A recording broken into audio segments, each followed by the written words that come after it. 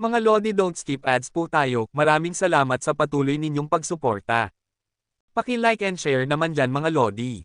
At sa mga gustong mag-donate sa ating GCash or regular na load, mag-comment lang po tayo. Para patuloy tayong makapag-upload ng mga bagong kabanata. Marami pong salamat. Kumusta mga Lodi, may bago tayong nobela, sana magustuhan nyo ang kwentong ito. Ito ay kwento ng isang kabataang lalaki na nagkaroon ng mahiwagang mga mata. Simulan natin ang kwento. Kabanata 1091 hanggang Kabanata 1100. Kabanata 1091. Sa itaas ng kawalan, ang katawan ni Yehan ay umatras ng mabilis, sa labas ng saklaw ng pag-atake ni Venerable Huang. Gayunpaman, isang biglaang pagbabago ang naganap din sa oras na ito. Nang biglang umatras si Yehan, sa kawalan sa likuran niya, si Merong Chando ay hindi inaasahang lumitaw na may isang mabangis na mukha. Tinitingnan si Yehan na biglang umatras, ang masamang hangarin ay nagmula sa katawan ni Merong Chando. Ang mga mabangis na pag-agos ay lumabas mula sa kanyang katawan, at biglang isang espada ang tumama sa likod ni Yehan na parang kidlat. Mag-ingat! Sa bundok Kilien, isang bulalas ang nagmula kay Bigong Xiaoer. Sa sandaling ito, naramdaman ni Yehan ang masamang hangarin na nagmumula sa likuran. Gayunpaman, nakaharap siya kay Merong Chando na naglakas loob lamang na umatake matapos siyang masaktan. Kahit na si Yehan ay malubhang nasugatan, hindi niya bibigyan ng pansin ang gayong mga tao. Yehan, mamamatay ka lang sa aking mga kamay, pumunta ka sa impyerno. Si Merong Tian ay dumating upang patayin siya na may isang mabangis na mukha. Sa sandaling ito, tila nakikita niya si Yehan na namamatay sa kanyang espada, at naging isang tao. Isang malamig na bangkay. Ang isang masamang tao na tulad mo ay maaari lamang mabawasan sa isang supporting role sa buhay na ito, dapat ka nang pumunta sa impyerno noon pa man. Ang mukha ni Yehan ay puno ng galit, ang kanyang katawan ay biglang umikot sa kawalan, at ang walang awa na ilaw ng kutsilyo ay tumama sa kanya. Ang ningning ay namulaklak sa kanyang kamay, tulad ng ningning ng pagsira sa mundo, nakaharap sa pag-atake ni Merong Chando, at sumabog. Boom! Sa pagitan ng langit at lupa, may isang nakabibinging tunog na nagpaalog sa kawalan. Ang pag-atake ni Yehan ay maaaring hindi magdulot ng banta sa isang super strong na tulad ni Venerable Huang, ngunit para kay Merong Chando, ito ay tiyak na isang nakamamatay na pag-atake. Sa ilalim ng kutsilyong ito, ang pag-atake ni Merong Chando, pati na rin ang kanyang katawan, ay nilamon ng ningning na ito na tila sumisira sa mundo. Pagbasag sa kaharian ng isang bulaklak, si Merong Tian ay puno ng kumpiyansa, iniisip na kaya niyang labanan si Yehan ng buong lakas, ngunit siya ay wala sa harap ni Yehan, kahit na ang malubhang nasugatan na si Yehan, ay agad na napatay sa pamamagitan ng isang galaw. Nakikita ito, ang mga puso ng maraming tao sa bundok Kilien ay nanginginig. Si Merong Chando ay hindi isang kalaban na maaaring patayin ni Yehan sa isang galaw. Nakaharap sa nasugatan na si Yehan, ang kapalaran ni Merong Chando ay ang agad na mapatay. Sa sandaling ito, ang walang katapusang lakas ng pakikipaglaban ni Yehan ay ipinakita ng buong buo. Kahit na ang isang kalaban sa parehong antas ay nasugatan, maaari niya itong agad na patayin sa isang galaw. Zuzi, gusto kong pumunta ka sa impyerno. Si Merong Chando ay agad na napatay, si Venerable Huang ay nagalit, at si Xuanzhen, na nakikipaglaban sa baliw na hindi kalayuan sa kawalan, ay pantay na nakamamatay. Si Merong Chando ay kanyang nominal na disipulo, ngunit agad siyang napatay ni Yehan. Isang grupo ng mga langgam, oras na para matapos. Ang malamig na pagngisi ni Venerable Tian ay kumalat sa buong mundo, at ang nakakatakot na kapangyarihan ay bumalot sa buong bundok Kilian. Gusto nilang patayin si Yehan, ngunit hindi pa nila ito nagagawa, ngunit si Merong Chando, isang disipulo ng banal na lupain ng Kunlun, ay unang napatay. Sa sandaling ito, ang apat na dakilang venerables ay ganap na sumabog sa kataas-taasang kapangyarihan na dapat nilang taglayin. Sa pagitan ng langit at lupa, may mga hindi kapani-pani walang nakakatakot na puwersa na nagwawali sa mundo sa lahat ng mga larangan ng digmaan. Sa ilalim ng pagbomba ng nakakatakot na kapangyarihan ng banal na langit, sina Jian Huang at Sloppy Old the West ay nasugatan sa sandaling ito, at hindi nila mapigilan ang pagbagsak pabalik sa kawalan. Sa parehong oras, ang baliw na nakikipaglaban kay Xuanzhen ay nasugatan din, at ang Diyos ng Espada at Diyos ng Militar ay napilit din sa kaguluhan ng banal na lupa na si Zhao, dumudugo mula sa sulok ng kanyang bibig, at ang panganib ay nasa lahat ng dako. Ngunit sina Yehan at Jijiukan ang pinakasugatan, at ang galit na si Venerable Huang ay direktang nagpabagsak ng dugo mula sa dalawa at pinaglipad sila palabas. Sa sandaling ito, lahat ng malalakas na tao sa kampo ni Yehan ay nasugatan. Sa bundok Killian, lahat ng mata ay nakatuon kay Yehan at sa kanyang kampo. Nakaharap sa nakakatakot na apat na dakilang Panginoon, kahit na ang lakas ni Yehan ay lubhang nakakatakot, sila ay hindi pa rin matatalo. Sina Jian Huang, Sloppy Old Daoist, Military God, Sword God, Madman, Jijiukan, Yehan, lahat sila ay nasugatan. Tungkol naman sa apat na dakilang Venerables, ang apat sa kanila ay nakatayo ng may pagmamalaki sa kawalan, at ang aura sa kanilang mga katawan ay nakakatakot pa ring makapangyarihan. Sa sandaling ito, ang mga mukha ng mga tao sa panig ni Yehan ay naging pangit. Nakaharap sa makapangyarihang apat na dakilang Panginoon, isang malalim na pakiramdam ng kawalan ng kakayahan ang lumitaw sa kanilang mga mukha. Ang mga langgam ay nagsisisi sa puno, ang iyong pagtatapos ay hindi magbabago sa anumang paraan. Ang ekspresyon ni Venerable Chanzen ay walang pakialam. Ang apat sa kanila ay naglakad muli mula sa kawalan, at ang apat na kataas-taasang aura ay bumalot kay Yehan at sa iba pa tulad ng isang walang hangin na itim na ulap. Sa ngayon, lahat sa kampo ni Yehan ay nasugatan, mas madali para sa kanila na patayin ang isa't isa. May isang kumpletong katahimikan sa pagitan ng langit at lupa, at ang eksena na ito ay nakakuha ng lahat ng mata mula sa langit at lupa upang manood. Sina Jian Huang at ang Sloppy Old Man ay nagkatinginan. Pareho silang huminga ng malalim sa parehong oras, ang kanilang mga ekspresyon ay tahimik, at lumakad sila palabas sa kawalan. Kahit na nasugatan sila, hindi sila susuko. Kung susuko sila, katumbas ito ng pagsuko sa buhay ni Yehan. Ipinangako ko sa iyong ina na ibabalik kita ng buo. Kahit na mahirap gawin, hindi ako susuko, bastardo, tandaan, ang aking apo ay maaaring pangalanan lamang na G. Si Xuanyuan ay naglakad pa rin patungo kay Venerable Zuan. Kabanata 1092. Zaiyaw, sumama ka sa akin. Hawak ng Sword God ang kanyang espada, at tumingin sa Earth Venerable Zaiyaw na may komplikadong ekspresyon. Itabi natin ang mga salitang ito hanggang sa mahijitin mo ako. Walang pakialam na sabi ng banal na lupa na si Zaiyaw. Muling nagsimula ang labanan, at ito ay parehong kampo pa rin tulad ng dati. Kahit na alam ng lahat na sila ay hindi matatalo, hindi sila sumuko. Tinitingnan ng mga matatandang ito na dumaan sa labanan ng buhay at kamatayan para sa kanilang sarili. Tiningnan ni Yehan si Venerable Huang, ang kanyang puso ay sobrang lamig na, ang mga taong ito ay nagsusumikap para sa kanya. Zuzi, tuluyan mo nang nawala ang aking pasensya. Sa kawalan sa harap ni Yehan at Jijiukan, lumapit si Venerable Huang na may masamang tingin sa kanyang mukha. Matandang lalaki, patayin mo ako, Jijiukan, kung kaya mo. Tumayo si Jijiukan sa harap ni Yehan na may malamig na ekspresyon. Pinatay ng kalaban. Ano ang mahirap sa pagpatay sa iyo? Sa kawalan, inalog ni Venerable Huang ang kanyang palad, at sa sandaling inalog niya ang kanyang kamay, isang walang katapusang puwersa ang bumuo ng isang nakakatakot na puwersa ng pagpatay.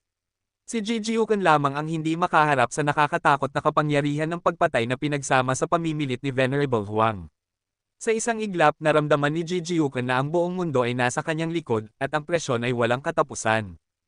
Mamatay ka! Sa sandaling hinawakan ni Venerable Huang ang palad ng kanyang kamay, ang nakakatakot na puwersa ng pagpatay ay sumabog sa kawalan. Ang pag-atake ni Jijiukan ay tuluyang nilamon, at si Jijiukan ang unang nakaranas ng pinsala. Ang lumabas na dugo ay nagpapula sa puting damit sa kanyang dibdib, at ang mapuputing damit ay napunit ng paunti-unti. Ang eksena ay parang sesabog ang katawan ni Jijiukan sa sandaling ito, nakakagulat. Jiukan. Sa bundok Killian, namutla ang mukha ni Hualengyo, si Jijiukan ay mamamatay sa bundok Killian sa sandaling ito. Longevity Sword, lumabas ka. Sa kawalan, si Yehan, na patuloy na nanunood sa eksena na ito, ay may isang sobrang mabangis na mukha.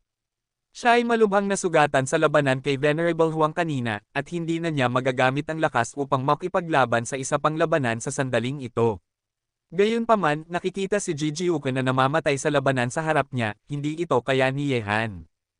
Ngayon, maaari lamang ilagay ni Yehan ang kanyang huling pag-asa sa Longevity Sword. Kahit na hindi ganap na makontrol ni Yehan ang espadang ito, wala siyang ibang pagpipilian. Wow! Ang isang pilak na ilaw ay sumire sa kawalan, lumitaw ang Longevity Sword, at isang makapangyarihang puwersa na kasing laki ng dagat ng mga bituin ay walang katapusang kumalat sa pagitan ng langit at lupa. Ang aura ay nakakabingi, ang madilim na ulap ay gamulong, at ang paggalaw ay nakakuha ng atensyon ng mundo. Sa mundo, kasama ang paglitaw ng Longevity Sword, halos lahat ng mata ay naaakit ng hininga na pinakawalan mula sa Longevity Sword. Ang espadang iyon, tulad ng hari sa espada, ay walang kapantay at malaya. Hawak ni Yehan ang longevity sword sa kanyang kamay at nakatayo ng may pagmamalaki sa kawalan. Sa sandaling ito, kahit na ang kanyang aura ay mahina, nagbigay siya ng isang makapangyarihang aura tulad ng isang hari ng langit at lupa. Anong lakas ng espada? Isang serye ng mga bulalas ang lumabas mula sa lahat ng panig ng mundo, at ang paglitaw ng longevity sword, ang nakakatakot na presyon ng espada ay sumire sa langit na parang mga hibla ng kataas-taasang enerhiya ng espada, pinunit ang mga ulap, at lumipad patungo sa langit. Ang mga espada sa mundo ay nanginginig. Sa bundok Killian, ang mga espada ng lahat ay gumagawa ng mga tunog ng pag-iingay, at ang mga espada ay patuloy na umuungol. Tila nakatanggap sila ng isang uri ng tawag at automatikong may tatago anumang oras. Ang sitwasyong ito ay nagulat sa lahat, mahigpit na hawak ang kanilang mga espada. Ang walang hanggan na kadakilaan ng espada ay umakyat sa langit, at ang aura na iyon ay nagpakunot ng noo sa apat na dakilang venerables, at tumingin kay Yehan na may hawak na espada na nakatayo ng tuwid. Mula sa espada ng kalaban, nakaramdam sila ng isang isang mapanganib na hininga. Sa pagitan ng langit at lupa, ang kapaligiran ay magulong. Matapos ang paglitaw ng espadang ito na parang hari ng espada, ang langit at lupa ay unti-unting nagdilim, at isang hindi maiiwasang presyon ng pamamaraan ng espada ay bumalot sa lahat. Sa sandaling ito, sa tuktok ng bundok Kunlun, sa isang napakamalawak na yungib, narito, ang mga kadena ng bakal na kasing kapal ng mga braso ay magkakaugnay sa kawalan. Ang yungib na ito ay isang malaking pool ng yelo. Ang mga kadena ng bakal na nagmula ay umabot sa ilalim ng pool ng yelo, at hindi ko alam kung ano ang kanilang epekto.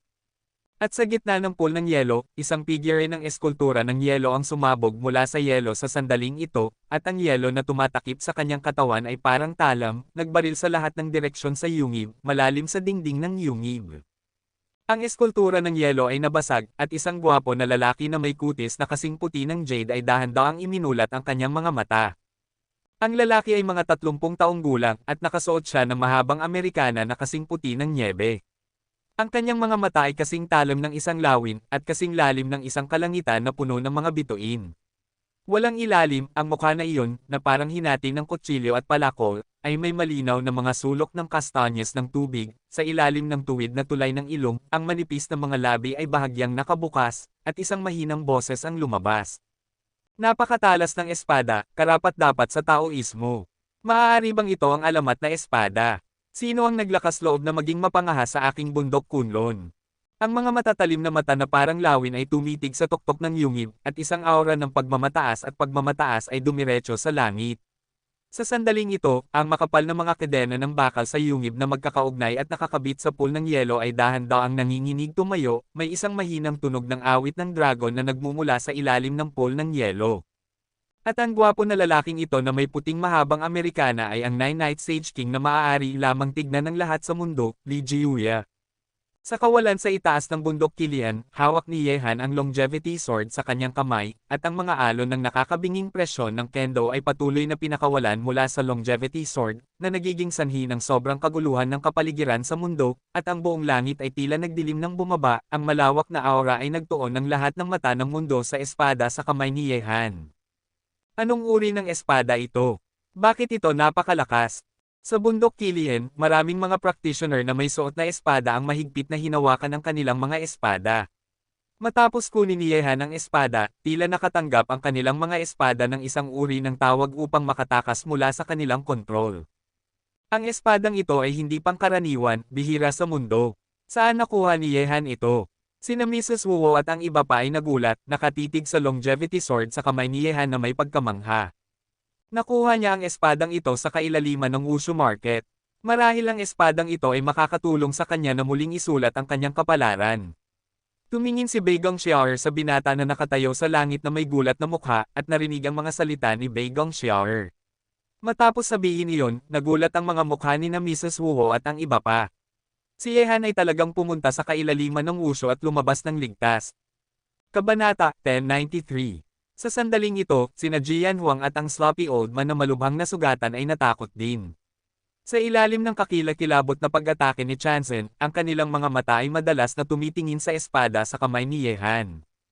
Ang espadang ito ay may espiritu at ang sarili nitong kapangyarihan ng espada. Maaari bang ang puwersa dito ay ang alamat na intensyon ng espada? Ang mga mata ng sloppy old man ay kumikinang ng maliwanag, at ang pag-iisip na ito ay sumulyap sa kanyang isipan, intensyon ng espada, at iba pa.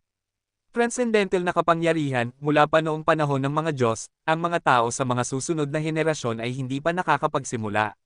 Sinasabing ang mga nakakaunawa lamang sa kahulugan ng espada ay maaaring tawaging tunay na mga mandirigma ng espada sa mundo. Isang maswerteng tao? Huang Zun, patayin mo siya. Sa itaas ng kawalan, ang Heavenly Venerable ay malamig ang tingin nang makita niya ang eksena na ito. Naglalakad patungo sa posisyon ni Yehan, ang kanyang mga mata ay nahulog sa longevity sword sa kamay ni Yehan, at may isang pahiwatig ng kasakiman sa kalaliman ng kanyang mga mata. Sa kawalan, ang longevity sword ay nanginginig sa kamay ni Yehan, na parang makatakas mula sa kanyang kontrol, ngunit mahigpit na hawak ito ni Yehan sa kanyang kamay.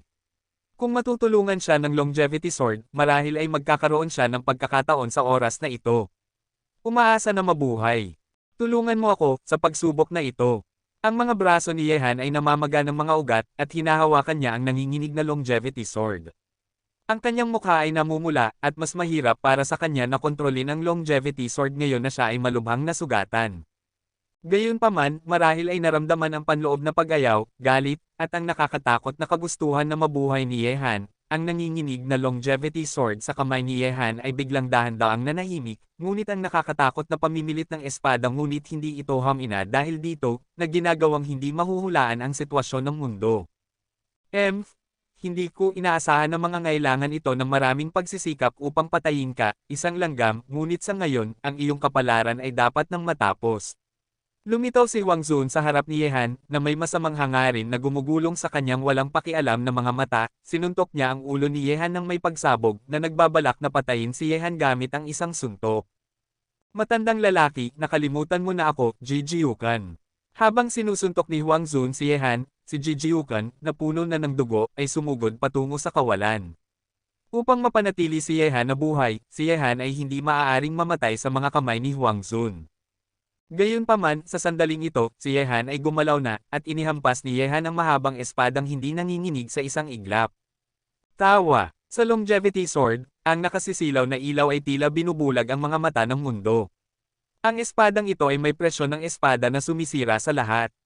Sa ilalim ng mga mata sa bundok Kilian, ang nakasisilaw na ilaw ng espada ay tumusok sa kawalan at nakikita ng mata, ang kawalan ay pinunit ng paunti-unti, at ang matalim at walang kapantay na enerhiya ng espada ay hinayla mula sa kawalan, na direktang nakaharap sa hindi kapani-paniwalang nakakatakot na suntok ni Venerable Huang.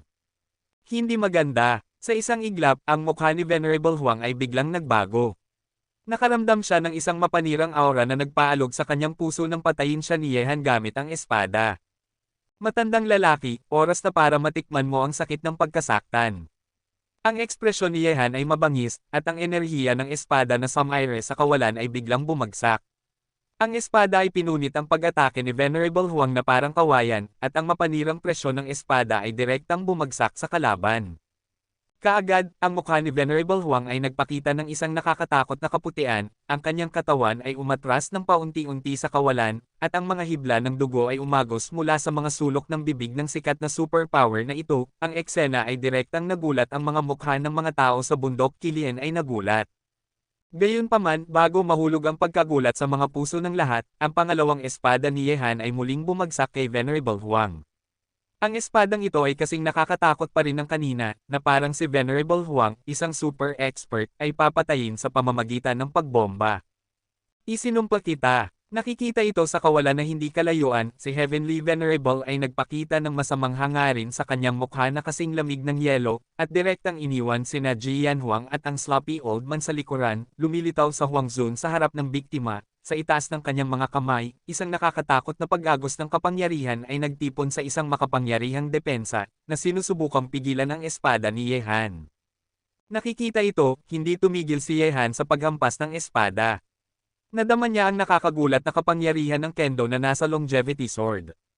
Kung kaya niyang ipasa ang pagsubok na ito ay maaaring depende sa longevity sword. Sa sandaling ito, puminto sina Xuanzhen at Earth Venerable Ziyao, at ang kanilang mga mata ay nasa kay Yehan at Chanzhen. Ang espadang iyon ay napakakatakot. Boom! Ang nakakatakot na espada ay bumagsak sa makapangyarihang depensa ng Heavenly Venerable, at sa isang iglap, ang depensa ng Heavenly Venerable ay gumuho, na pinilit siyang umatras ng paunti-unti sa kawalan, na may pangit na ekspresyon sa kanyang mukha.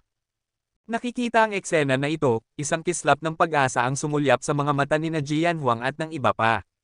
Kung mapipigilan ni Yehan ang Heavenly Venerable gamit ang espadang iyon, kung gayon ay magkakaroon sila ng pagkakataong manalo ngayon. Kahit si Chanzen ay hindi ito mapipigilan. Ang mga tao sa bundok Kilien ay mas nagulat pa nang makita nila ito. Sa sandaling ito, ang mga mata ni Yehan ay nagninangas din ng isang nakakatakot na liwanag ng pag-asa. Ang Longevity Sword ay hindi siya binaygo. Hanggat mapipigilan niya ang Heavenly Venerable, magkakaroon siya ng pag-asang mabuhay. Bastardo! Sa sandaling ito, mula nang siya ay maging isang Celestial Venerable, ang Celestial Venerable, na hindi pa nakakaranas ng ganoong bagay, ay nagalit at umatras ng paunti-unti. Matandang lalaki, mamatay ka sa akin. Si Yehan ay may isang kakilakilabot na ekspresyon sa kanyang mukha, kahit na ang lakas sa kanyang katawan ay halos naubos na, hindi siya tumigil, hanggat sumulong siya ng isang hakbang, masasaktan niya ang Venerable Heavenly One. Sa kawalan, ang dalawa ay sumulong at umatras, na naging sentro ng atensyon.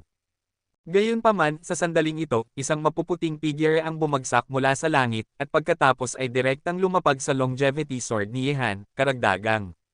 Sa sandaling ito, nanigas ang mukha ni Yehan, at ang liwanag ng pag-asa sa kanyang puso ay mabilis na namatay. Itinaas niya ang kanyang ulo at tinitigan ang gwapong lalaki na nakatayo sa Longevity Sword. Sa sandaling ito, natagpuan ng lahat ang gwapong lalaki na nakasuot ng puting damit na nakatayo sa Longevity Sword, ngunit ang kanyang paglitaw ay tahimik sa mundo, walang anumang palatandaan ng hangin at damo, siya ay bumagsak mula sa langit na parang multo. Susunod, lumitaw sa paningin ng lahat. Kabanata 1094. Itinaas ni Yehan ang kanyang ulo at tiningnan ang gwapong lalaki na nakatayo sa ibabaw ng Longevity Sword na nakalagay ang kanyang mga kamay sa kanyang likuran. Tumayo lang siya doon, walang pakialam na nakatitig kay Yehan. Higit pa, nagyayelo lang ito sa kawalan. Nanginginig ang puso ni Yehan, nanigas ang kanyang mukha, ang nagninangas na liwanag ng pag-asa sa kanyang puso ay biglang nawala, at ang pakiramdam na iyon ay parang pagbagsak mula sa langit hanggang sa impyerno. Totoo rin ito kay Jian Huang at sa iba pa sa sandaling ito. Ang ekspresyon ng pag-asa sa kanilang mga mukha ay nawala na, pinalitan ng isang mas marangal na kulay. Sino ang makakapagpigil sa mahiwagang sandata ni Yehan ng isang beses? Isipin kung gaano siya nakakatakot. Ito ay isang super strong na lalaki na ang lakas ay higit pa sa Heavenly Venerable. Sa Longevity Sword, sumabog ang mga malalakas na pagyanig sa oras na ito, na parang pagtapak sa ganito, nagalit ang napakagandang mahiwagang sandata na ito, at isang nakakatakot na aura ng espada ang mabilis na nagwawalis sa mundo. Maligayang pagdating sa banal na monarko. Sa sandaling ito, nang ang mga mata ng langit at lupa ay nakatuon sa gwapong lalaking iyon, ang apat na dakilang venerables ay nagsalita ng sabay-sabay. Sa harap ng mundo, sila ay mga banal na venerables na tumitingin sa lahat ng nilalang. Gayunpaman, sa harap ng gwapong lalaking ito, ang kanilang mataas na ulo, ngunit kailangang ibaba ito. Nakarinig ng mga salita ng apat na dakilang venerables, bigla, ang buong mundo ay nagulat. Ang gwapo at hindi pangkaraniwang lalaking iyon na nakasuot ng puting damit ay ang Nine-Night Sage King na kailangang tingalay ng lahat sa mundo. Nine-Night Sage Monarch. Sa sandaling ito, ang mga titig ay naging hindi kapani-paniwalang kakilakilabot. Ang Nine-Night Sage Monarch, na narinig lamang ang kanyang pangalan, hindi kailanman nakita ang kanyang katauhan, at hindi kailanman ipinakita ang kanyang mukha, ay lumitaw, at mismo sa harap nila, tumingin sa lahat ng nilalang. Nanginginig sina Jian Huang at ang iba pa, at isang malalim na pakiramdam ng kawalan ng kakayahan ang nagsimulang lumitaw sa mga mukha ng bawat isa sa kanila. Lumitaw na ang Nine-Night Sage King, kaya ano ang pagkakataon nilang manalo. Kahit na si Yehan ay mayroong napakagandang nakakatakot na banal na espada, siya ay walang magawa pa rin. Ikaw ba ito, walang haba sa aking bundok Kunlun? Tumayo ang Nine-Night Sage Monarch sa isang mataas na lugar, tumitingin kay Yehan, ang kanyang walang pakialam na mga mata ay parang mga Diyos, tumitingin sa mga mapagpakumbabang mortal sa mundo. Ako nga, ano naman? Ang iyong banal na lupain, Kunlun, ay pinilit akong mapasok sa isang sulok. Huwag mong pag-usapan ang pagiging mapangahas sa iyong bundok Kunlun. Kung mayroon akong lakas na higaitan ang mundo, tiyak na sisirain ko ang iyong bundok Kunlun. Huminga ng malalim si Yehan. Dahil walang paraan palabas, natural, wala siyang pakialam sa anumang bagay. Nakarinig ng mga salita ni Yehan, ang mga tao sa mundo ay nagulat. Sa ilalim ng gayong sitwasyon, naglakas loob si Yehan na maging mapangahas.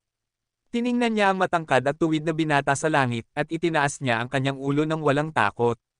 Matamang nakatitig sa Nine-Night Sage Lord na nakatayo sa kanyang taas, isang hindi matitinag na espiritu ng pakikipaglaban ang pinakawalan, tulad ng hindi matitinag na Diyos ng digmaan.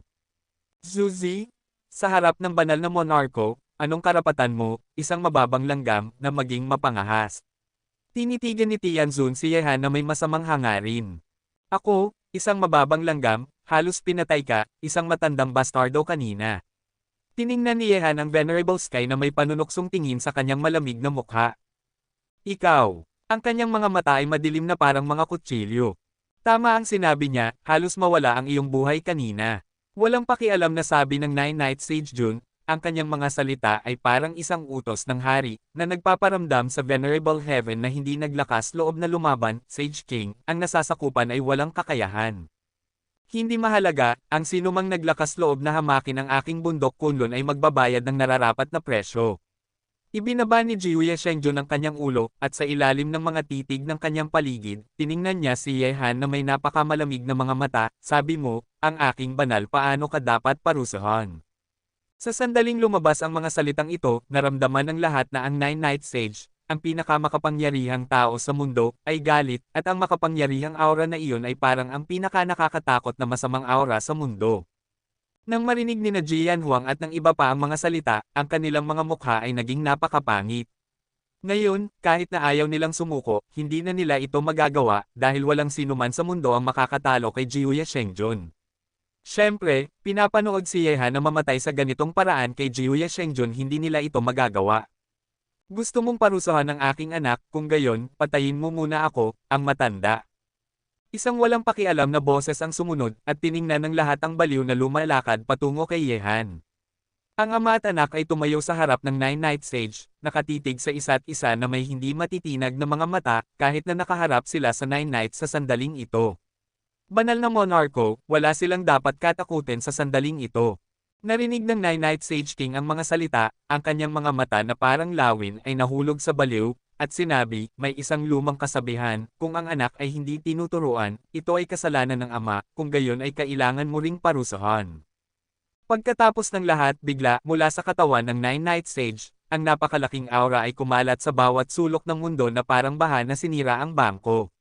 Bumaba siya mula sa Longevity Sword, at ang tila mabagal na lakad ay aktwal na lumilitaw sa harap ng baliw sa isang iglap, ang bilis ay napakabilis na wala man lang oras ang mga tao upang tumugon. Natakot ang puso ni Yehan, bago pa man mailabas ang Longevity Sword kay Nine-Night Sage Lord, gumawa na ng hakbang ang isa pa. Boom! Ang nakakatakot na palad, tulad ng kamay ng kapalaran na kumokontrol sa lahat ng nilalang, ay mabilis na lumapag sa dibdib ng baliw. Ang pag-atake, na tila isang makapangyarihang puwersa ng kosmiko, ay agad na sinira ang puso ng baliw, at agad na nagpadala sa baliw na lumilipad pabalik. Paglabas, ang katawan ay bumaba mula sa kawalan patungo sa lupa. Ama! Ang ekspresyon ni Yehan ay natakot. Sa sandaling ito, bigla niyang naramdaman na parang guguho na ang langit, at ang mundo na pag-aari niya ay naging kulay abo. Sinundan niya ang katawan ng baliw, niyakap ito ng mahigpit, at matatag na lumapag sa singsing. Kabanata 1095.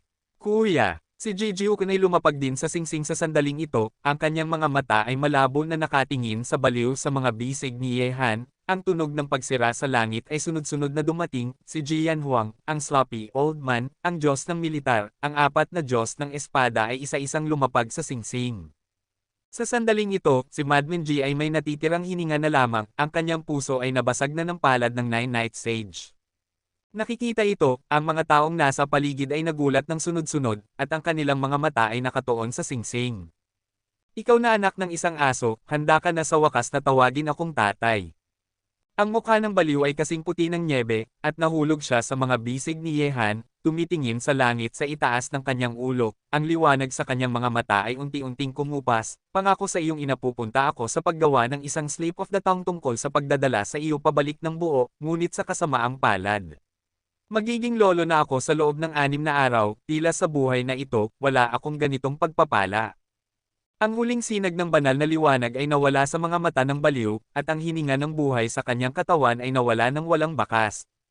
Ama, niyakap ni Yehan ng mahigpit ang baliw, at siya, na hindi umiyak ng maraming taon, ay umiyak, at ang tinig ng pag-iyak na iyon ay tumunog ng matagal sa mundo. Isang malungkot na hininga ang kumalat sa mundo, ang sikat sa buong mundo na baliw, sa sandaling ito, ay namatay sa labanan. Ang banal na liwanag sa kanyang mga mata ay unti-unting kumupas, at sa kalaliman ng mga matang iyon, maraming pagsisisi. Sa kanyang buhay bilang isang baliw, siya ay sikat sa buong mundo at hinahangaan ng mundo. Dahil, sa kalaliman ng kanyang puso, maraming pagsisisi pa rin. Sa oras na ito, ikinalulungkot niya ang dalawang pinakamahalagang babae sa kanyang buhay. Bukod dito, ang kanyang apo ay malapit ng ipanganak, ngunit hindi pa niya ito nakikita. Sa isang banda, yakapin siya. Mas mahalaga, ang kanyang anak ay nasa isang desperadong sitwasyon sa sandaling ito, gusto niyang makita ang taong tinawag niyang Bobot na umalis dito ng ligtas, at ipagpatuloy ang kanyang maluwalhating buhay. Gayunpaman, hindi na niya ito nakita, at hindi na niya ito makikita muli. Ang pagsisisi na naiwan sa kanyang puso ay maaaring maging isang pagsisisi lamang. Tatay, huwag kang mamatay, hindi ka maaaring mamatay, pakiusap, huwag kang mamatay. Mahigpit na niyakap ni Yehan ang katawan ng baliw. Hindi siya umiyak ng maraming taon. Sa sandaling ito, umiiyak siya na parang isang bata, at ang tunog ng pag-iyak ay tumunog sa mundo ng matagal. Sa singsing, mahigpit na kinuyam ni Jijiyuko ng kanyang mga kamao, ang kanyang mukha ay mabangis, ang hamog sa kanyang mga mata ay nagtipon sa mga patak ng tubig, at tahimik na dumulas. Ang kanyang mga kuko ay tumagos na sa laman, tumutulo ng dugo, ang kanyang kuya, ang tagapangalaga na nagbabantay mula pagkabata nakita niya ang kanyang kuya, na determinado na maging pinakamalakas sa mundo, namatay dito sa labanan, at iniwan siya. Itinaas ni Jian Huang ang kanyang ulo, ang kanyang matandang katawan ay bahagyang nanginginig, sinubukan niyang pigilan ang pagtulo ng kanyang mga luha, ngunit ang mga matandang matang iyon ay namula, ang mga taong may puting buhok ay nagpapadala ng mga taong may itim na buhok, tanungin mo lang, sa mundong ito, ilang matatandang tao ang makatitiis nito. Si Ji Quanren ay ang kanyang anak, si Jian Huang. Bagaman bihira ang mag-ama na mag-usap sa isa't isa, at ang panganay na anak ay mapangahas din, bilang isang ama, ipinagmamalaki niya ang mapangahas na anak na ito. Gayunpaman, sa sandaling ito ay nagpapasaya sa kanya. Nawala na ang kanyang anak, tuluyan ng lumayo sa kanya, hayaan siyang maging isang taong may puting buhok, bigyan siya ng isang taong may itim na buhok. Ang sloppy old man, ang Diyos ng espada, at ang Diyos ng digmaan ay nagbuntong hininga ng sunod-sunod. Ang sikat na baliw, ang baliw na G na naglakas loob na sabihin na sa mundo, ako ang hari, ay tila muling lumitaw sa harap nila. Tatay, huwag kang mamatay. Ang apelyido ng iyong apo ay G mula ngayon, at ang kanyang apelyido ay hindi na Ye. Pakiusap, bumalik ka sa buhay. Ang ating pamilya ay hindi na muling lalaban. Pakiusap, bumalik ka sa buhay. Si Yehan ay mahigpit na niyakap ang katawan ng baliw, sa sandaling ito, umiiyak siya na parang isang bata. Ang presyon sa kanya ay napakabigat. Sa huli, siya ay isang bata pa rin, ngunit ang mga bagay sa kanyang katawan ay mas marami kaysa sa kanyang mga kapantay. Sa itaas ng arena, isang malungkot na aura ang kumalat sa mundo. Sa bundok Kilian, ang mga mata ng lahat ay nasa arena, at nanahimik sila. Ang sikat sa buong mundo na baliw ay namatay sa labanan. Sa mundong ito, may isa pang malakas na lalaki. Mabuting bata. Sa ibaba ng arena, si Bigong Xiaoer ay umiiyak din ng mga luha sa sandaling ito. Ito ang unang pagkakataon na ang binata na umiiyak ng malakas sa itaas ng arena ay nakakita ng gayong marupok na panig sa ilalim ng malakas na ibabaw ng ibang partido. Nararamdaman ko ang kawalan ng kakayahan, kawalan ng pag-asa, kalungkutan, at galit ng binata sa singsing sa sandaling ito. Ang ama sa ama ay namatay sa labanan, sino ang hindi makakaramdam ng sakit? Isinumpa kita. Sina Ben at Lin Chi ay galit na tumingin sa Nine-Night Sage Lord na mapagmataas na nakatayo sa itaas ng kawalan. Ang taong ito ay kumukuha ng lahat sa paligid nila. Dati siyang nakatira sa Phoenix Villa. Ang mga baliw ay mayroon ding biyaya na gabayan sila na parang isang guro, ngunit ang taong hinahangaan nila sa kanilang mga puso ay kinuha ng taong nasa kanilang paningin. Marahil, sa susunod na sandali, kahit si Yehan ay mamamatay sa Huangquan, at unti-unting malilimutan ng mundo. Huwag kang maggulo, mamuhay ng mabuti, tandaan ang lahat ng nangyari ngayon, tandaan ang nakatataas na taong iyon, kung siya ay mamatay sa labanan ngayon, sa hinaharap, babalik ka at tatapusin ang hindi niya nagawa ngayon, ito ang iyong misyon sa kaligtasan. Huminga ng malalim si Zhao Hengtian at mahigpit na kinuyam ang kanyang mga kamao. Nakarinig nito, sina Shaben at Lin Chi ay tumitig sa kanya na parang gusto nilang yukit ang figure ng Nine Nights Sage King sa kanilang mga isipan. Baliw, karapat-dapat kang maging iyong ama. Bumantong hininga si Master Wu. Bumantong hininga rin si Hua Qiushan, at sinabi, noong unang panahon, may isang lalaki na nagkaanak ng isang anak na tulad ni Sun Jongho, ngunit ngayon, dapat siyang isang baliw na tulad ni Gigi para sa kanyang ama. Sa singsing, ang umiiyak na tinig ni Yehan ay naging malutong. Isang baliw ang namatay sa labanan. Ang ganitong uri ng kalungkutan ay ang unang pagkakataon na naramdaman niya na iniwan siya ng kanyang mga kamag-anak. Ang malungkot na hininga ay kumalat sa mundo, na nakakahawa sa lahat ng mata ay nasa singsing, kabilang sina Nine Nights Sage Monarch at ang apat na dakilang Venerables. Gayunpaman, ang kanilang mga mata ay kasing lamig pa rin ng yelo, at ang kanilang walang pakialam na mga mukha ay nagpapaliwanag kung ano ang ibig sabihin ng ituring ang lahat ng nilalang bilang mga langgam. Sa kawalan, tiningnan ng Nine Nights Sage Monarch ang malungkot na eksena sa singsing, ang kanyang walang pakialam na mga mata ay nagpakita ng masamang hangarin, isang tao lang ang namatay, at sobrang nasasaktan siya, gamit ang kakayahang ito, paano ka naglakas loob na kumilos ng mapangahas sa aking bundok Kunlun. Kabanata 1096. Nakarinig ng mga salitang ito, sa bundok Kilian, maraming mga mata ang nahulog kay Jiuye Shengjon. Isinumpa kita, kung papatayin mo ang aking kapatid, gagantihan kita. Sa isang iglap, ang katawan ni Jijiuken ay sumabog sa kawalan, ang kanyang napakagwapong mukha ay puno ng kabaliwan at kabangisan, ang kanyang pinakaiginagalang na kuya ay namatay, paano niya ito matitiis bilang isang nakababatang kapatid? Ang kakilakilabot na kapangyarihan ay sumabog mula sa dantian ni Jijiuken. Pinipili niyang pasabugin ang kanyang sarili at mamatay kasama ang Nine Nights Sage. 9,000, bumalik ka. Gayunpaman, ang mga salita ni Jian Huang ay huli na. Kung gusto mong pasabugin ang iyong dantian at mawala kasama ko, ikaw ay isang langgam, karapat-dapat ka ba? Ang ekspresyon ng Nine Nights Sage ay malamig, at ang kanyang palad ay mahigpit na nakalagay sa balikat ni Jijiuken na parang mga sipit na bakal. Ito ay nagpaparamdam kay Jijiuken na hindi matitinag, kahit na gusto niyang pasabugan ang kanyang sarili, wala siyang pagkakataon. Dahil nami mismo ng labis ang iyong walang silbing kuya, ipapunte kita sa impyerno upang magkasama. Malamig na umungol si Nine Nights Sage, at ang nakakatakot na kapangyarihan ay pinakawalan mula sa kanyang katawan. Gusto niyang putulin ang ulo ni Jijiuken. Nakikita ito, nagbago ang mga ekspresyon ni na Jian Huang at ng iba pa, at sila ay tumakas ng isa-isa, lumilitaw sa kawalan sa tapat ng Nine Nights Sacred Monarch. Ang taong nasa kabilang panig ay isang taong makakapatay kay Ji Quangren gamit ang isang galaw. Paano kaya si Jijiuken na ganoon? Ang kalaban ba niya? Ginoo ko, pakisalba ang kanyang buhay. Nais kong palitan ang mga lihim ng aking angkanji. Patuloy pa ring umatake ang Nine Nights Sage King, ngunit ang palad na makakapatay kay Jijiuken ay bumagsak sa kanyang balikat, at ang nakakatakot na kapangyarihan ay pumasok sa katawan ni Jijiuken, at isang mahinang tinig ang agad na lumabas mula rito lumabas ito mula sa kanyang katawan. Sa sandaling ito, namutla ang mukha ni Jijiuken, at isang bangkos ng dugo ang sumabog mula sa kanyang bibig. Ang aura sa kanyang katawan ay agad na humina at dahan-daang nawala ng walang bakas. Ang dantian ni Jijiuken ay nawasak, at ang panlilinlang ni Jiuye Shengjon ay gumawa sa kanya ng isang pile. Kahit na hindi pinatay ni Jijiuken si Jijiuken gamit ang isang galaw, sinira nito ang dantian ni Jijiuken, na ginagawa siyang isang walang silbing tao, at ang nakakatakot na aura sa kanyang buong katawan ay biglang nawala ng walang bakas. Nakikita ito, mahigpit na kinuyam ni Jian Huang ang kanyang mga kamao, ang kanyang puso ay pinigilan na, at ang sakit ay napakasakit. Ang panganay na anak ay namatay sa labanan.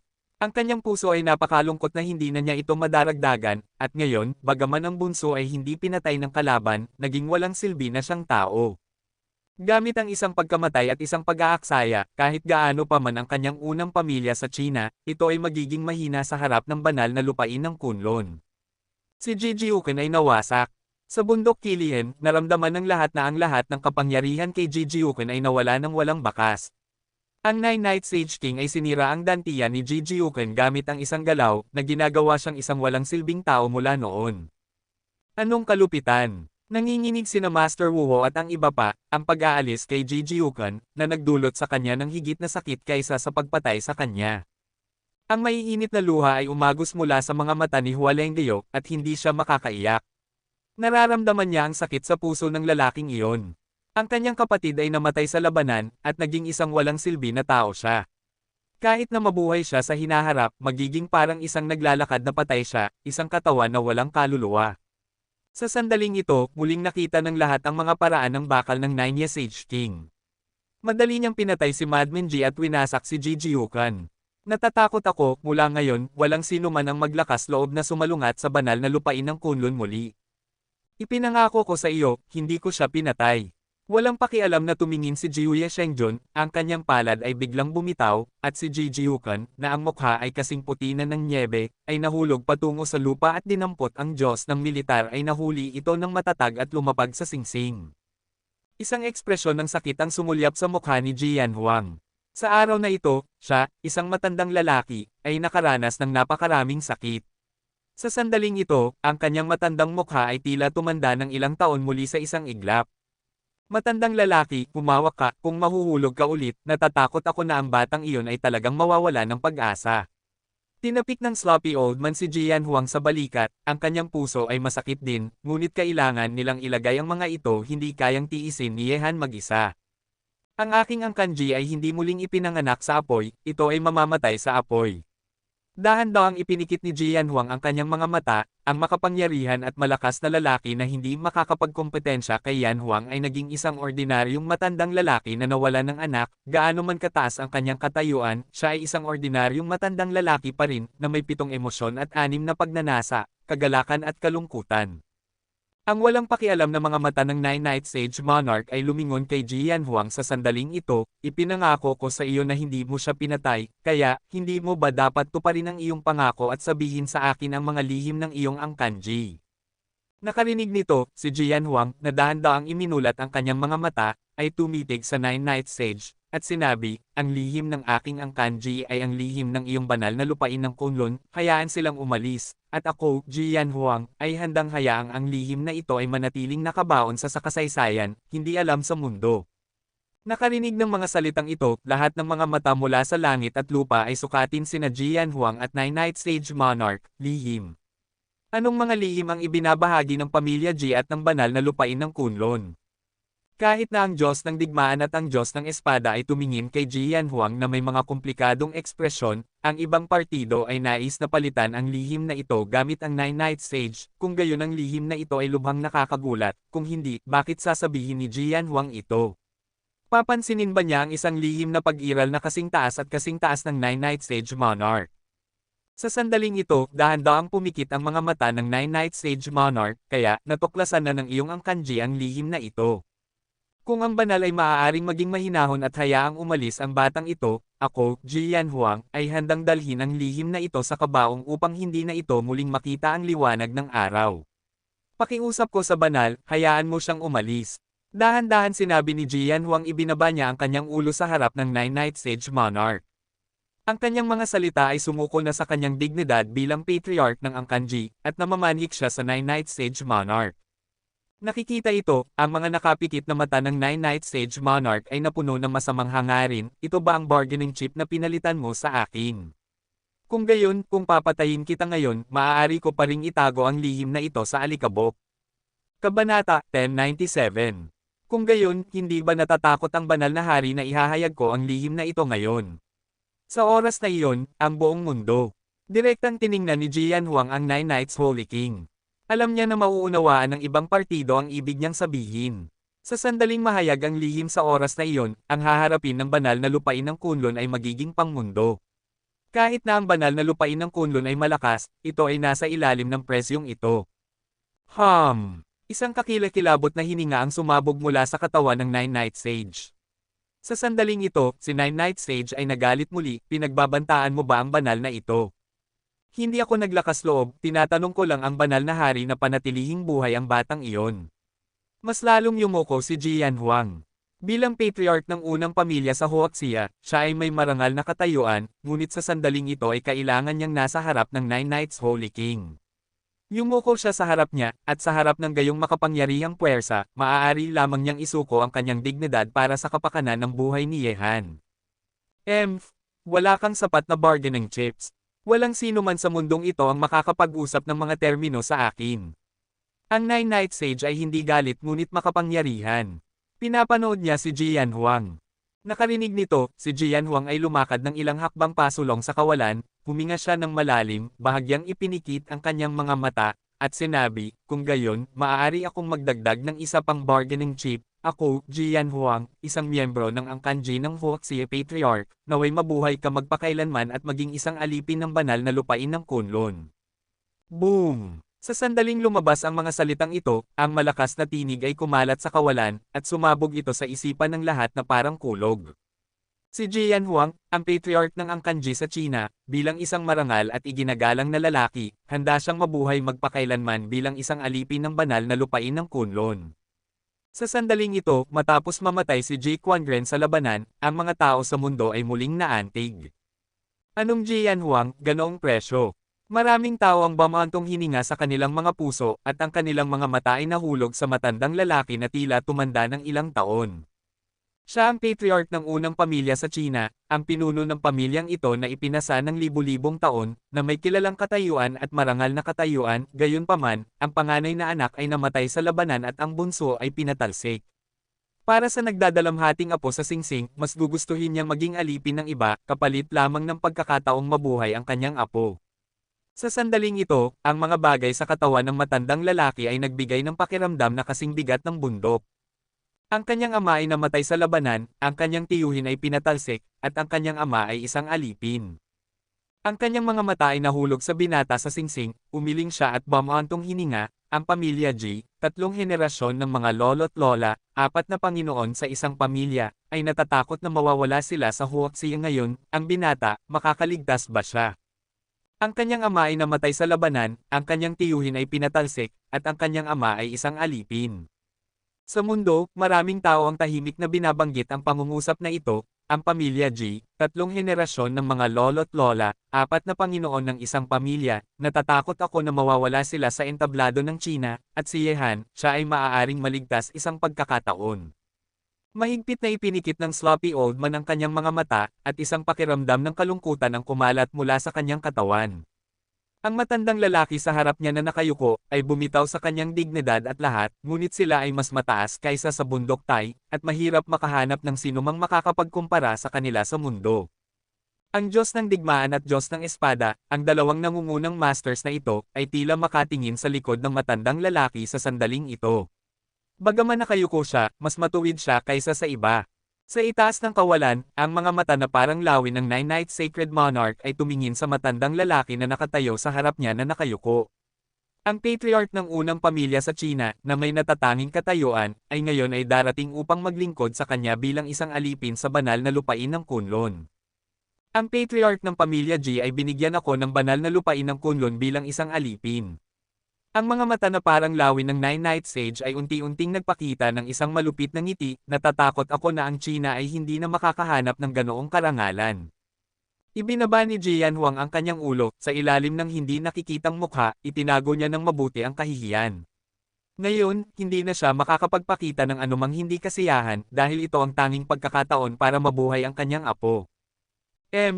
Dahil gusto mong maging isang alipin, tutuperin ka ng banal na hari.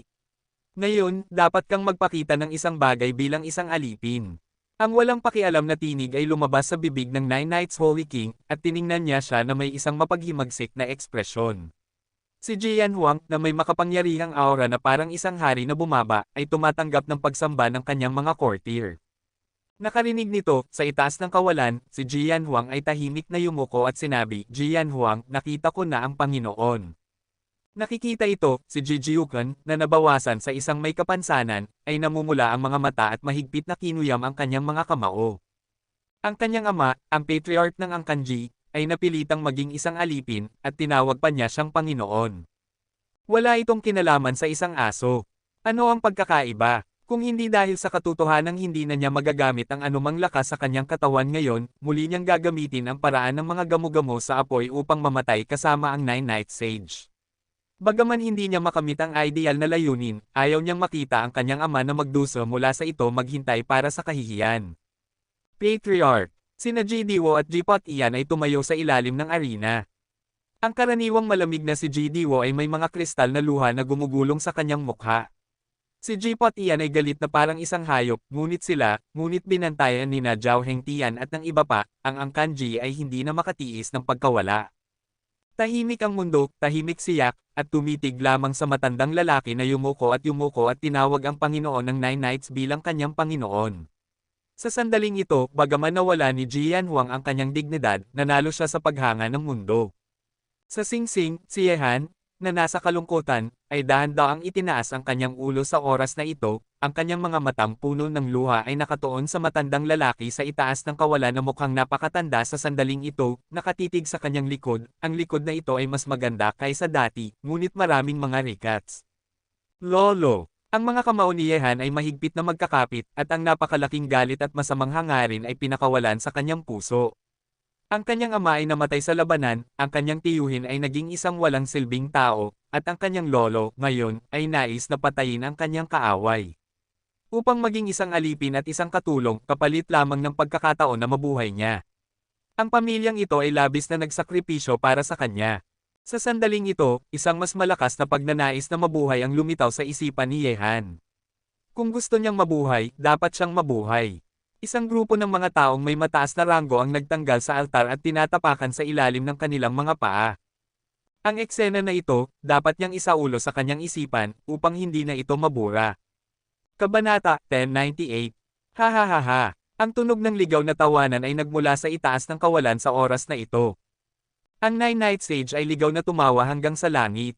Ang kanyang aura na parang hari ay umungal sa mundo, siya ay orihinal na mapagmataas, sa sandaling ito ay mas naramdaman niya ang karapatang kontrolin ang buhay at kamatayan ng lahat ng bagay, siya ang Nine Night Sage King, ang pinakamakapangyarihang tao sa mundo, ang mundo ay hindi maaaring sumuway sa kanyang kalooban, sinumang naglakas loob na sumuway sa kanya, kung gayon, sinumang gusto niya ay mabubuhay siya, at sinumang gusto niyang mamatay, mamamatay siya. Ang Nine Night Sage Lord ay hindi nakaramdam ng pakiramdam na ito ng pagkontrol sa kapalaran ng iba sa loob ng maraming taon. Sa oras na ito, muli na namang makikita ng mundo ang kanyang kataas-taasang pagmamataas kapag lumabas siya sa kaugalian.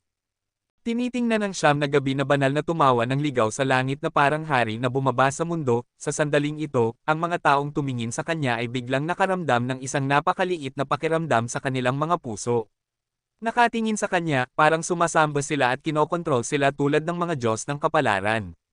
Sa sandaling ito, kahit na ang apat na dakilang Venerables ay bahagyang yumuko. Sila ay mga Venerables, hindi mga banal na hari, at ang mga banal na hari lamang ang mga kataas-taasang nilalang. Sa singsing, tiningnan ni Yehan ang Nine Night Sage, ang kanyang malungkot na mga mata ay naging isang walang katapusang puwersa ng paghihiganti. Ang kataas-taasang taong ito, dapat niyang tadyakan siya ng mabangis, at alisin sa kanya ang kapalaran ng pagpapatuloy na mabuhay. Ang Nine Night Sage Lord ay ang Diyos na kumokontrol sa kapalaran ng mundo, kaya si Yehan ang magiging isa na magkokontrol sa kapalaran ng Diyos na ito sa hinaharap. Sa isang sandali, ang tunog ng ligaw na tawanan ay unti-unting bumagsak sa kawalan, at dahan-daang ibinaba ng Nine Nights Sacred Lord ang kanyang ulo at tumingin kay Jian Huang, na yumuyuko sa harap niya, dahil handa kang ibigay sa akin ang banal na lupain ng Kunlun bilang isang alipin, kung gayon, ang kanyang mapagpakumbabang buhay ay papatayin ko. Maaari mo itong itago.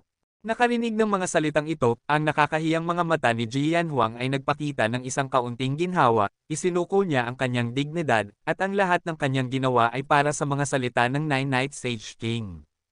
Gayunpaman, sa mga bundok Kilian, ang mga sinaunang martial arts sects ng mga kaaway ni Yehan, tulad ng Shaoxi Mountain, Wuyu Sword Sect, at Baji Sect, ay nagyelo nang marinig nila ang mga salita ni Jiuya Shengjun. Mananatili pa rin bang buhay? Salamat, Shengjun, sa iyong awa. Sinubukan ni Jian Huang na ibaba ang kanyang ulo, pinapanatili ang kanyang pagkakakilanlan na napakababa. Gayunpaman, sa loob ng 3 araw, hayaan mo siyang lumabas ng huwaksiya. Nagbago ang usapan, at ang mga mata na parang lawin ng Nine Nights Saint ay tumingin kay Yehan sa singsing, at sinabi ng napakamalamig, sa buhay na ito, kung maglakas loob kang humakbang ng kalahating hakbang sa China, at ang banal na haring ito ay sisirain ang iyong siyam na angkan.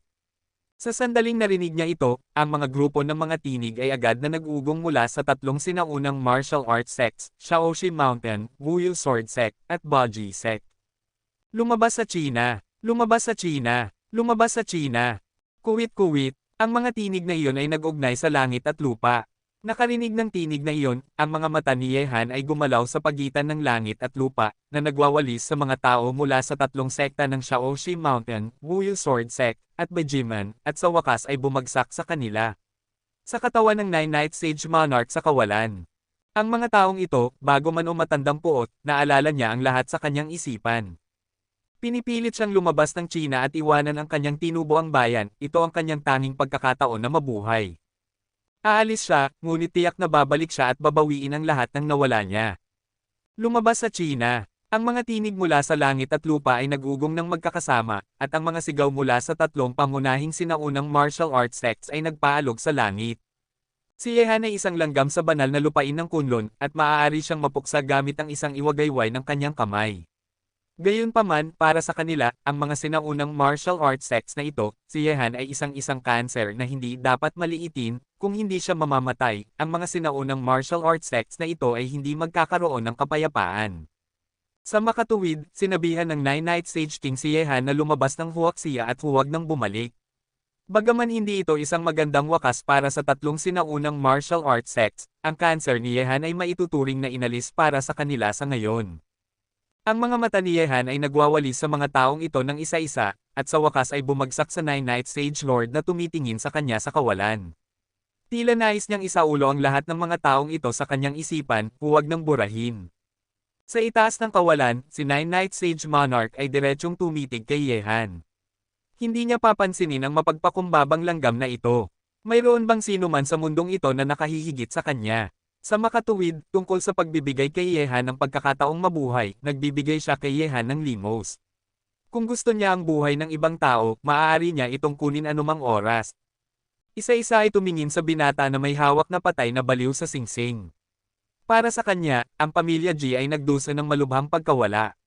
Tatlong haligi, isa ang patay, isa ang nawasak, at isa ang naging alipin. Ang wakas ay kakilakilabot. Sa itaas ng kawalan, tiningnan ng slovenly old man si Jian Huang na nakayuko. Mahina siyang ngumiti, lumabas, direktang tumingin kay Nine Night Sage Monarch at sinabi, hindi ko alam kung mayroon pa bang lugar para sa akin sa banal na lupain ng Kunlun. Ang matandang lalaki ko ay matanda na. Mataas na, may isang dapat sumama sa kanya. Gusto mo ring ibigay sa akin ang banal na lupain ng Kunlun bilang isang alipin. Si Nine Night Sage Jun ay tumawa, napakahusay, kung gayon ang dalawa sa inyo ay magiging aking mga kasama at magiging aking mga alipin ng Kunlun, at hindi na kayo makakaalis sa bundok Kunlun magpakailanman. Kabanata 1099. Salamat, Sheng Jun. Bahagyang yumuko ang sloppy old man, at kalmadong lumapit sa tabi ni Jian Huang. Kapatid na Xiao, bakit mo ginagawa ito? Malungkot na tumingin si Jian Huang. Matandang lalaki, samahan kita. Kung gusto mong lumaki siya ng lubusan, kailangan mong putulin ang lahat ng kanyang mga suporta. Hindi siya maaaring umasa sa atin magpakailanman. Tinitigan siya ni Yehan, anak, maaari ka lang umasa sa iyong sarili sa hinaharap. Matandang paraan. Mahigpit na kinuyam ni Yehan ang kanyang mga kamao, ang kanyang mga mata ay namumula, ang payong na kanyang inaasahan sa lahat ng oras, ngayon, wala na. Bagaman nakaranas siya ng sakit at pagsubok, ang maliit na lalaking ito ay sa wakas ay nakaligtas. Huminga ng malalim si Master Wu. Kung siya ay buhay, mayroon pa rin siyang pagkakataon. Sa sandaling mawala ang kanyang buhay, walang natitira. Tumango si Hua Qiushan at sinabi, ang kanyang ama ay namatay sa labanan, ang kanyang tiyuhin ay pinatalsik, at ang kanyang ama ay isang alipin. Umaasa ako na matapos maranasan ang mga bagay na ito, mas mabilis siyang lalago at umasa sa iba. Ang kanyang potensyal ay hindi ganap na mapagtanto matapos ang lahat sa limitasyon. Mula ngayon, ipapahayag ko sa mundo na sinumang naglakas loob na maging kaaway ng ating bundok Kunlun, kung gayon ang pamilya G ang magiging wakas niya. Nagwawali sa lahat ng tao sa mundo, ang mga matang iyon ay napakatalas na walang sino man sa mundo ang maglakas loob na tumingin sa kanya. Si Nine Night Sage Monarch ay nasiyahan sa epektong ito. Kaagad, gamit ang isang iwagayway ng kanyang mapuputing mahabang manggas, ang aura na parang hari ay dahan-daang nagtipon sa pagitan ng langit at lupa, at ang kawalan ay umalis. Sa likuran niya, ang apat na dakilang venerables ay sumunod, habang sina Jian Huang at Sloppy Old the West ay sumunod sa mga taong ito na nakayuko, na parang mga alipin. Sa isang iglap, ang mga tao sa kawalan ay nawala, at ang buong mundo ay nahulog sa katahimikan. Sa singsing, niyakap ni Yehan ang baliw at dahan-daang tumayo, ang kanyang malungkot na mukha ay napuno ng isang kakila-kilabot na lamig, lumakad siya palayo sa singsing, at bumaba sa bundok kilian sa ilalim ng mga titig ng lahat ng mata ay makakatingin lamang sa nakatingin sa kanyang likod, ang likod ng binata, payat at tuwid, na may dalang galit at kahihiyan, unti-unti siyang lumalayo. Sa oras na ito, iiwan niya ang kanyang tinubuang bayan, at magsisimula ng isang mas mahirap na paglalakbay ng walang suporta ng anumang malakas na tao. Sa likuran niya, sumunod ang isang grupo ng mga tao, tahimik. Anak, kailangan mong maging malakas. Mabuhay ka. Ang pagkakataong ito ay hindi madaling makuha. Sa paanan ng bundok Kilien, si Jijiuken ay sinusuportahan ni Hualengyo. Ngayon na nawasak na ang kanyang dantian, naging isang ordinaryong tao na siya, maliban sa kaya niyang maglakad, kumain at matulog, ang lahat ng kapangyarihan na taglay niya noon ay nawala na. Tiyo, saan ka pupunta? Tumangala si Yehan sa langit at nagtanong. Gusto kong bumalik sa Angkanji. Ang aking ama ay pumunta sa bundok Kunlun. Ang Angkanji ay hindi maaaring walang sinuman upang mangasiwa sa pangkalahatang sitwasyon. Bukod dito, gusto kong ibalik ang aking kuya upang ilibing siya. Doon siya mapapanatili sa huli. Sinabi ni Jijiuken may mga luha sa aking mga mata. Pangalawang Panginoon, sasamahan ka namin pabalik. Seryosong sabi ni Jipot iyan. Hindi. Umiling si Jijiuken at sinabi, sundan mo siya at pumunta sa ibang bansa. Mayroon kang limitadong paglaki sa Angkanji. Umaasa ako na kapag bumalik ka sa hinaharap, magagawa mong tumayo ng mag-isa. Nakarinig ng mga salita ni Jijiuken, tahimik na tumango sina Jipot iyan at Jidio. Ang mga haligi ng Angkanji ay wala na. Ang Angkanji ba sa hinaharap ay mapapahamak o tataas? Maaari lamang itong nasa kamay ng kanilang mga nakababatang kapatid. Yehan, iwan mo sa akin ang baliw na kapatid. Ibabalik ko siya sa Angkanji. Ayaw mong makita siya ng iyong ina ngayon, hindi ba? Military God, kapag tama na ang panahon, sasabihin ko sa iyo kung ano ang lihim na hindi sinabi sa iyo ng lolo mo. Sige, hihintayin kita. Nakikita sina Jijiuken, Hualengyo, at Junshen na umaalis kasama ang baliw, nakaramdam si Yehan ng kalungkutan sa kanyang puso. Ina, kaya mo bang tiisin ang hampas na ito? Binata, ang aking pakikiramay ay nagbabago. Tinapik ng Sword God si Yehan sa balikat at bumantong hininga, sa hinaharap, maaaring kailanganin mong mag-isa. Sa ilalim ng bundok Kunlun, kung kaya mong bumalik ay depende sa iyong sarili. Sword God, saan ka pupunta? Mahinang tanong ni Yehan. Ang mga nabubuhay ay dapat gumawa ng isang bagay para sa mga patay. Tumangala ang Sword God sa langit at sinabi, ang baliw na si Ji ay sikat sa buong mundo, at hinahangaan siya ng mundo. Ngayon na wala na siya, ang aking kaibigan ay hindi maaaring gumawa ng wala, tama. Mula ngayon, patuloy akong hahabol at papatay kay Wang Fokishan hanggang sa maging kasing lakas mo, ito ang tanging bagay na magagawa ko para sa kanya, at ito rin ang tanging bagay na magagawa ko para sa iyo. Pagkatapos ng lahat, umalis ang Sword God at nawala sa mundong ito. Ang mga nabubuhay ay dapat gumawa ng isang bagay para sa mga patay. Bulong ni Yehan sa mga salitang ito, at dahan-daang kinuyam ang kanyang mga kamao. Bilang isang nabubuhay, dapat niyang gantihan ang mga patay. Kunin ang lahat pabalik. Umuwi na tayo sa silangang China. Ang grupo ng mga tao ay unti-unting lumalayo at 3 araw na lang siya sa bansa, at ang mga dapat gawin ay dapat gawin sa loob ng 3 araw na ito. Kabanata 1100. Hinabol at pinatay ng Sword God si Wang Fokishan para sa kanya. Alam ni Yehan kung ano ang ibig sabihin ng ibang partido. Sa ngayon, ang payong na nakapalibot sa kanya ay wala na. Kung si Wang Fokishan, isang master, ay biglang humingi ng paghihiganti, kung gayon, para kay Yehan, ito ay isa pang sakuna. Ito ay naging isang mahirap na labanan. Silangang China, lungsod Shanghai, Villa Phoenix. Sa sandaling ito, ang villa na dating puno ng tawanan at tawanan ay napuno ng kalungkutan. Ang paghikbi ng babae ay maririnig sa villa. Ang pagbabalik ni Yehan ay natural na nagdala ng balita ng pagkamatay ng baliw sa labanan. Ang bagay na ito, kahit na gusto itong itago ni Yehan, hindi niya ito maitago. Malapit na itong kumalat sa buong mundo, at malalaman ito ng lahat sa mundo. Siyempre, malalaman ito ng lahat sa pamilya kapag dumating na ang oras. Nang bumalik si Yehan, sina Jipot iyan at Jidio lamang ang kanyang kasama. Tungkol naman kina Ben, Linchi, Zhao Hengtian at iba pa ay hindi sumunod, lahat sila ay pumunta sa Tianlong Martial Arts School. Malapit nang umalis si Yehan sa Huaxia.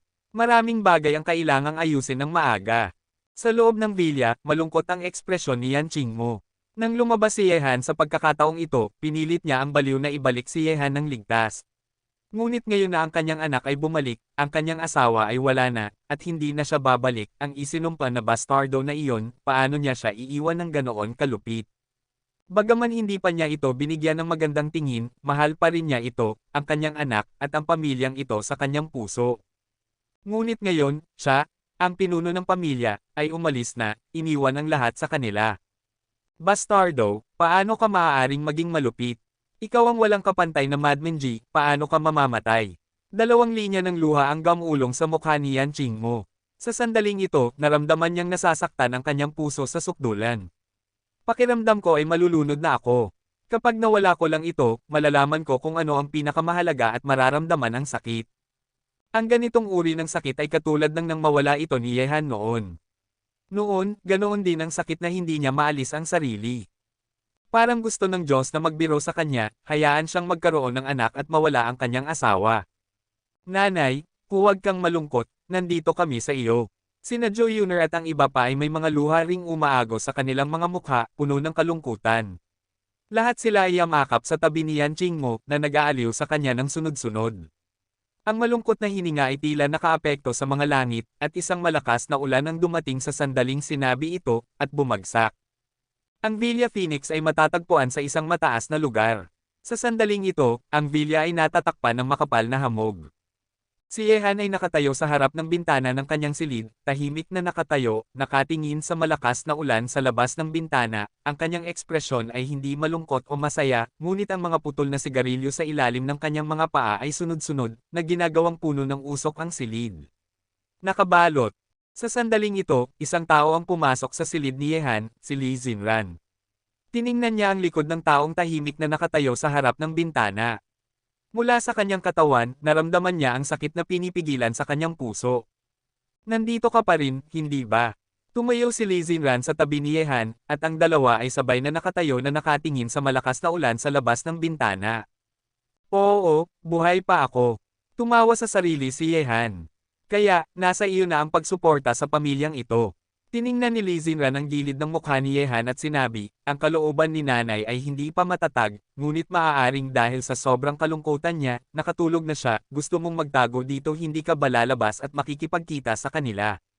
Sa China, 3 araw lang ang meron ako, at ngayon ay 2 araw na lang ang natitira.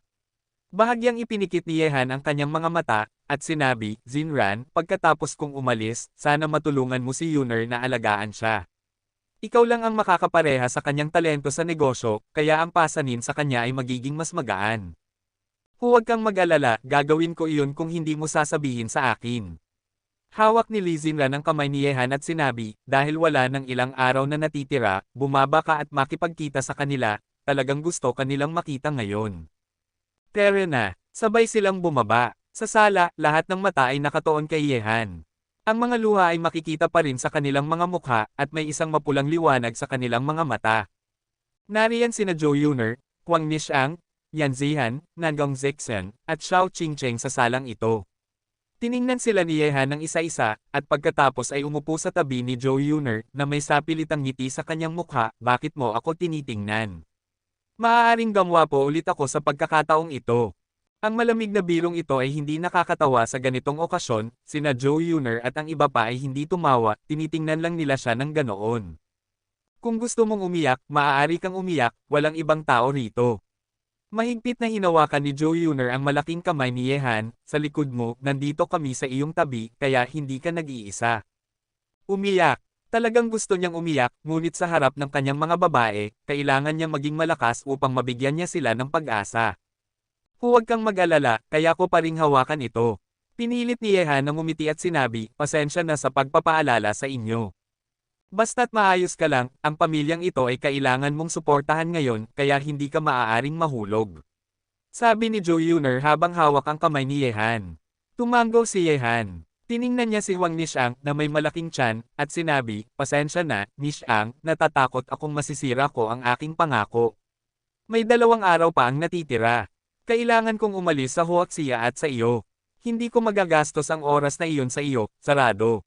Okay lang, maraming mabubuting kapatid ang kasama ko, hihintayin namin ang iyong pagbabalik sa bahay. Ang maliit na lalaking ito ay ipinanganak, hihingi ako kay Yuner na magpadala sa iyo ng larawan. Bahagyang ngumiti si Huang Nishiang, lumapit kay Yehan, isinandal niya ang kanyang ulo sa kanyang balikat, nararamdaman ang amoy na dala ng katawan ng lalaking ito, gusto niyang isaulo ng malalim ang amoy na ito sa kanyang isipan.